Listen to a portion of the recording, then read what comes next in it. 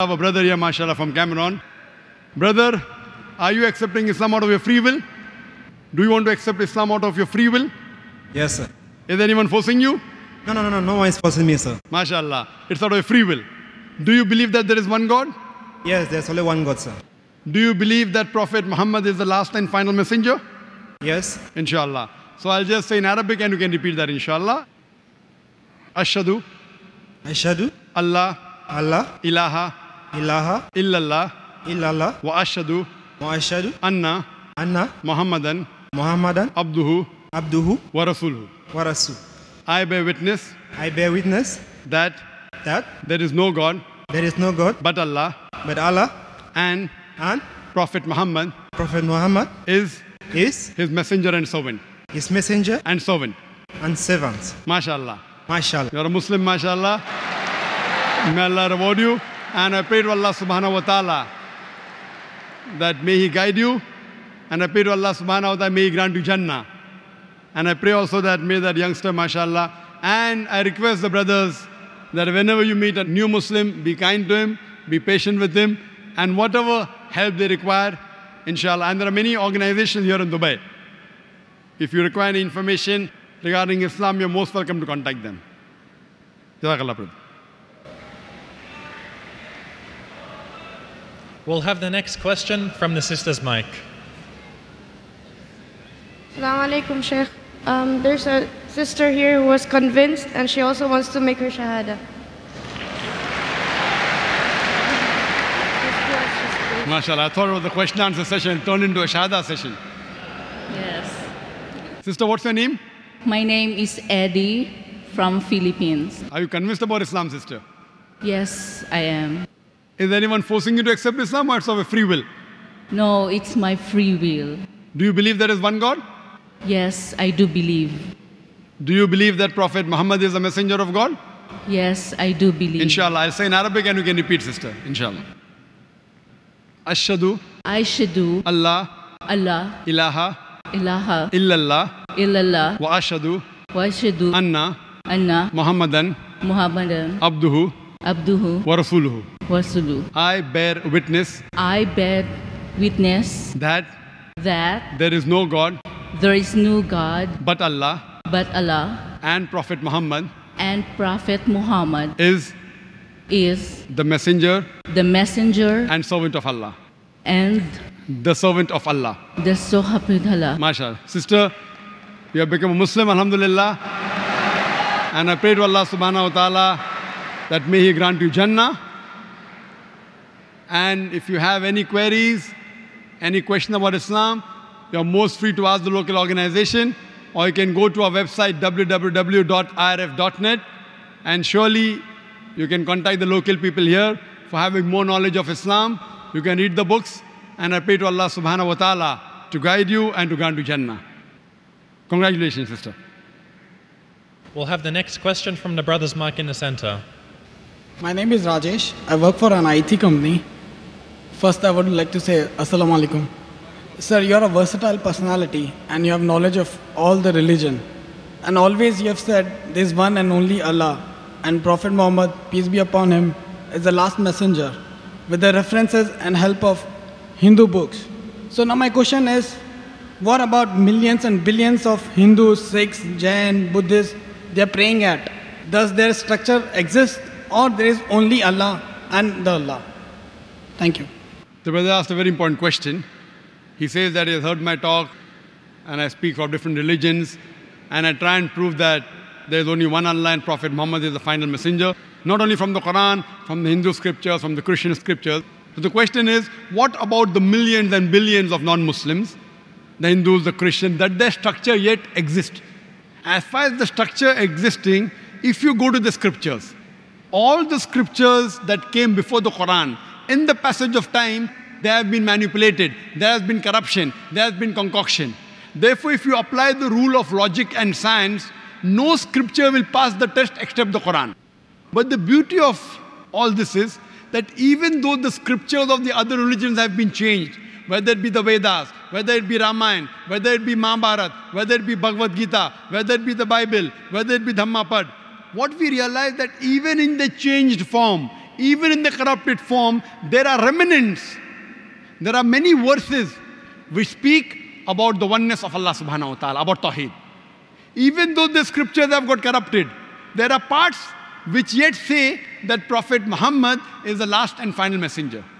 So what I say, that if they do research, and if they really want to be a good Christian, as Jesus Christ, peace be upon him, said, it's mentioned in the Gospel of John, chapter number 16, verse number 12 to 14. I have many things to say unto you, but ye cannot bear them now. For he, when the Spirit of truth shall come, he shall guide you unto all truth. He shall not speak of himself. All that here shall he say. He shall guide you to truth. He shall glorify me. So here Jesus Christ, peace be upon him, is telling his followers that there is a messenger to come, Prophet Muhammad. If I give you the message now, you will not be able to grasp it. When he comes, he will guide you to all truth. So if a Christian has to be a true Christian, he has to follow the teachings of Prophet Muhammad sallallahu alaihi wasallam. Same thing with the Hindus. There are many references of Muhammad sallallahu alaihi wasallam besides Tawheed. It talks about the Kalki Avatar, the final messenger to come, Prophet Muhammad sallallahu alaihi wasallam. So if you have to be a good practicing Hindu, it's mentioned in Kalki Purana, chapter number 2, verse number 5, verse number 7, verse number 9, verse number 15, that the Kalki Avatar has been described, that his father's name is Vishnu Yas, that the servant of Allah, Abdullah. Mother's name is Sumati, which means peace and serenity, that's Amina. He'll be born in the village by the name of Sambala, peaceful village, that's Makkah. He'll be born in a family of the chieftains of the village of Makkah. He will have 4 companions, talking about 4 Khulfa Rashidin. He will get the first revelation in a cave, that's Ghar Hira. He will migrate northwards and come back. He went to Medina and came back. Several. So if you're a true Hindu, even though the scriptures have got corrupted, have been concocted, if you think the full scripture is the word of God, you have to follow the Kalki Avatar. You have to believe in the last and final messenger. So if you want to follow the structure, and if you do research, you will come to the same last and final messenger, Prophet Muhammad sallallahu alaihi wasallam. Same with Buddhism, same with Judaism, same with Christianity, same with Hinduism. So what I tell them, based on the verse of the Quran of Surah Al-Imran, chapter number 3, verse number 64. Ta'alaw ila kalimatin sawa'in bayna bainakum.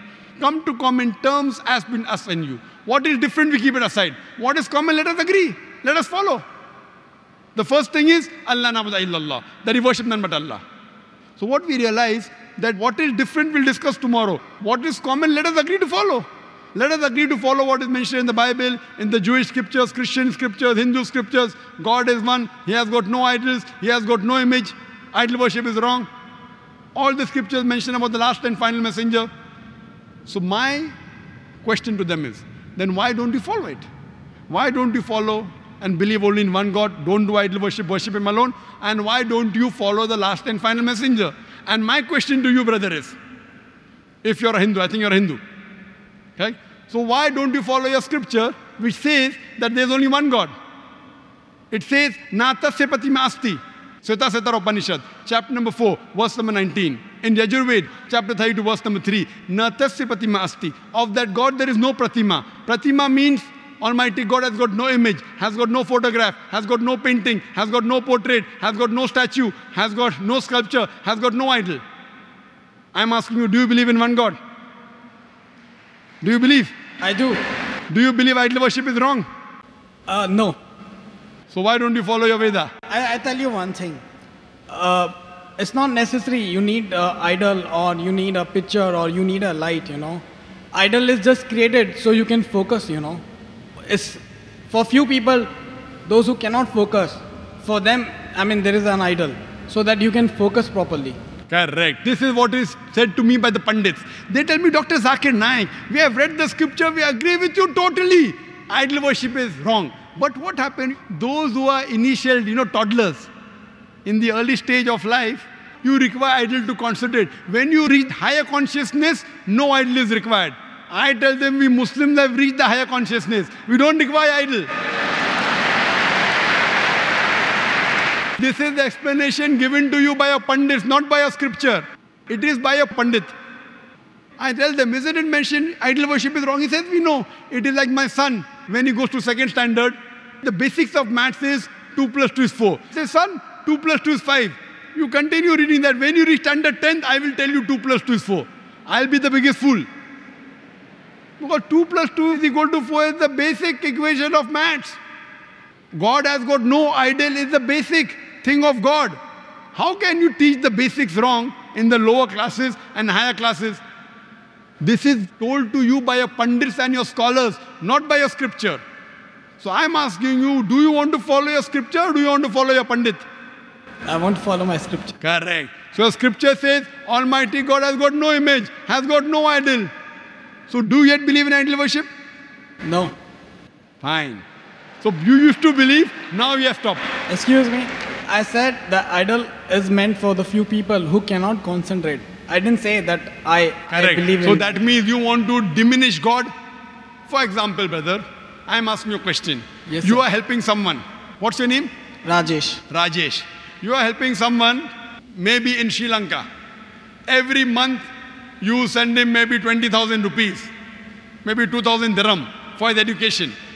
He doesn't know who this Rajesh is. He says, who's this Rajesh? I don't know. So what does he do?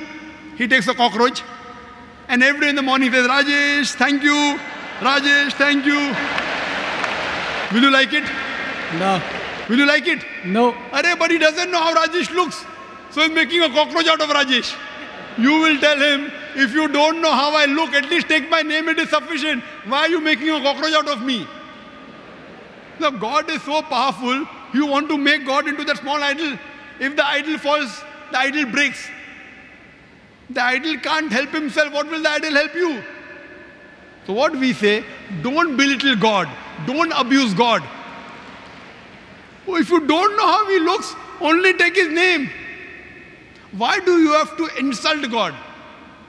If he only says, Rajesh, thank you without making a cockroach, you will be more happy.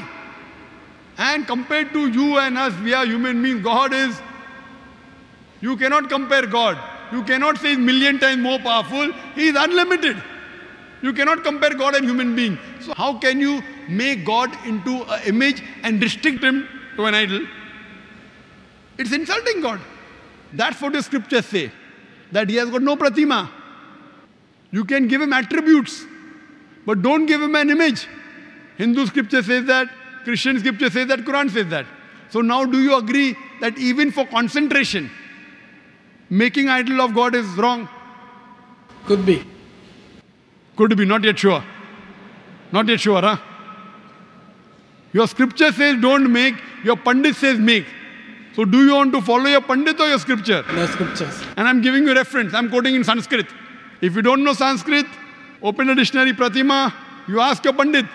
There's a person, joker-looking person wearing a cap and a coat and a tie. He is quoting scripture. Is it right? If you can't find the book, you can go to our center in Bombay IRF. We have all these scriptures. So I'm trying to get you closer to your scripture. So now you convinced that idol worship is wrong. See, my question was, what about millions and billions of people who are following Hinduism and Jainism, Brother, Buddhism? millions of Does billions. that exist or not? Okay, I agree with your thing. We should not do idol worship.